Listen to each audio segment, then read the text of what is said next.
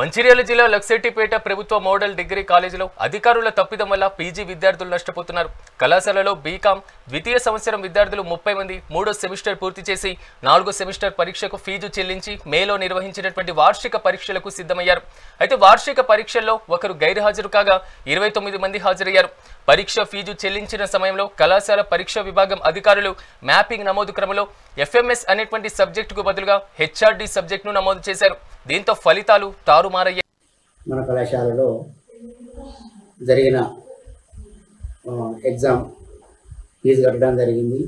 Internal మార్కులు input చేయడం జరిగింది. తర్వాత ఎగ్జామ్ కండక్ట్ కూడా చేయడం జరిగింది. ఎగ్జామ్ అనేది హాల్ టికెట్ ప్రకారంగానే నిర్వహణ చేసినాము. కానీ రిజల్ట్ వచ్చేసరికి ఈ సబ్జెక్ట్ కాదు అని అనడం జరిగింది. దానిపైన మా యొక్క నిర్వహణ అధికారులకు, హైయర్ అఫీషియల్స్కు మరి యూనివర్సిటీ వాళ్ళ దృష్టి కూడా తీసుకుపోయి నిన్నటి వరకు కూడా బీసీ దగ్గర మా యొక్క మెంబర్తోని మాట్లాడించడం జరుగుతుంది.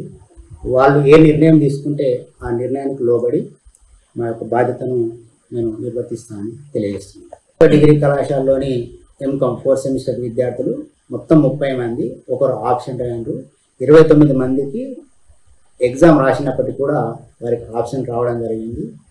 మనం దశల వారీగా అంటే బీఓఎస్, డీను, తర్వాత కంట్రోలర్, తర్వాత రిజిస్టర్, వీసీ దృష్టికి తీసుకెళ్ళడం జరిగింది.